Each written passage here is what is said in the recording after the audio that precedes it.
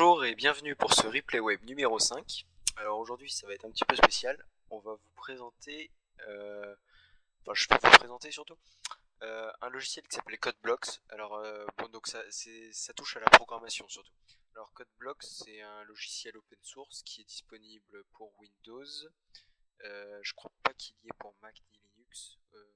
Faudrait vérifier. Mais bon, il existe des équivalents sur chaque plateforme bien entendu. Alors qu'est-ce que je peux ce que je vais vous montrer, je vais apprendre en fait moi à programmer en C grâce à ce site du zéro. Donc je pense que vous connaissez sûrement pour ceux qui sont intéressés un petit peu par la programmation. Et donc j'ai trouvé cette partie du site très très bien faite et je vais me mettre, je me suis déjà mis d'ailleurs à programmer. Et je voulais donc vous faire partager un petit peu parce que j'ai trouvé que c'était très très bien fait comme site. Et, donc ça vous apprend voilà, à vous servir entre autres de CodeBlocks, etc.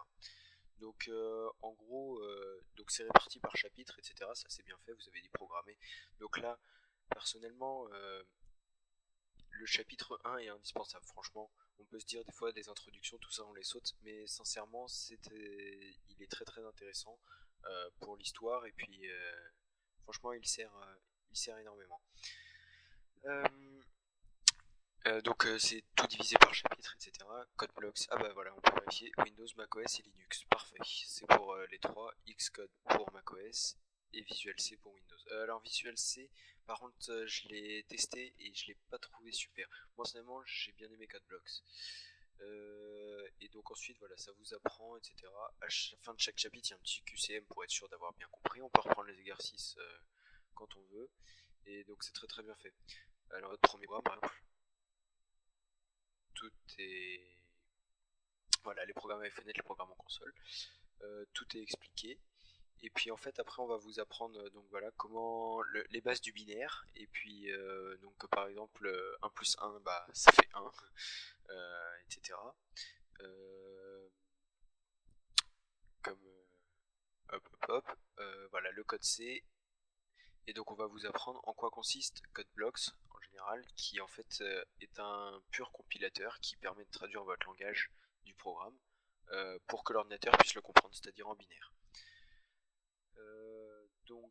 Bah voilà, je vous ai fait une petite présentation. Je vais vous mettre le lien de ce petit tutoriel que personnellement, je sais pas si ça intéresse beaucoup de gens.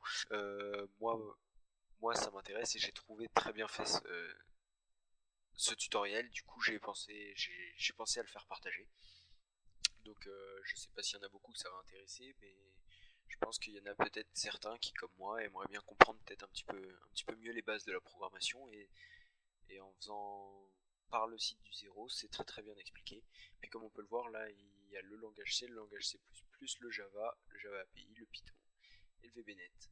On peut trouver aussi le CSS, le XHTML, le JavaScript, le PHP et le Java. Donc voilà.